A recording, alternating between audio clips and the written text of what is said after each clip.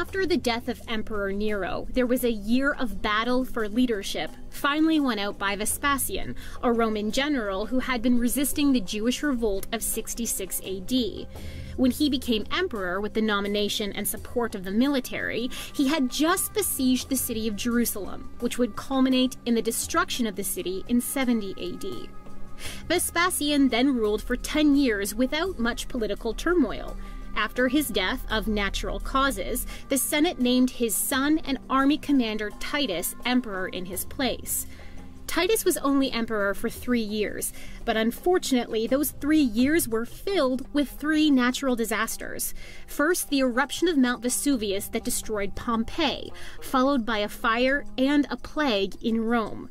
Dealing with these massive blows to the empire, Titus caught a fever and died less than 3 years into his reign.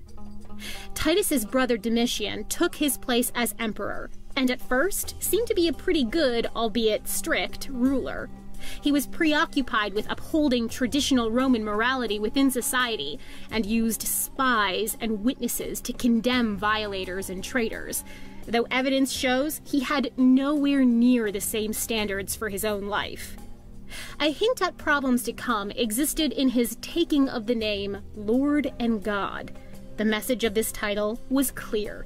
No one needed to elect him. He was Lord. He was God. In his mind, his right to rule was divine and unshakable. Perhaps this contributed to his massive persecution of Jewish and Christian communities that broke out several years into his reign.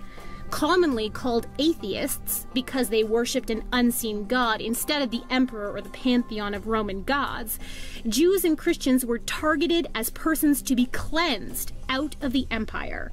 It was during this time that Church Father Clement of Rome wrote his letter to the Corinthians. John the Apostle was banished to Patmos, and 2 members of Domitian's family were executed for their faith. Maybe to this Clement that Paul refers to in Philippians 4, verse 3. History names him Clement of Rome because he became the bishop of the Roman Church. As a disciple of the apostles and serving in a church leadership capacity in the capital city of Rome, it's no wonder that the Church of Corinth consulted Clement when they ran into internal conflict, especially considering that Clement had been a student of Paul, the apostle who had written both 1st and 2nd Corinthians. And just as some of the letters of the apostles, Clement's letter to Corinth was collected, copied, studied, and passed on. Clement's letter was not considered scripture by the early church, but a book well worth reading and learning from. In fact, Clement's letter to the Corinthians is quoted many times in works of early church leaders and historians. From these quotes alone is how historians knew of its contents for many years. But in the early 1600s, an ancient manuscript copy of the New Testament was translated and found to contain a copy of Clement's letter tagged onto the back. Today, the manuscript is housed in the British Museum. For hundreds of years now, the world has again had at its fingertips the writings of a student of Peter and Paul.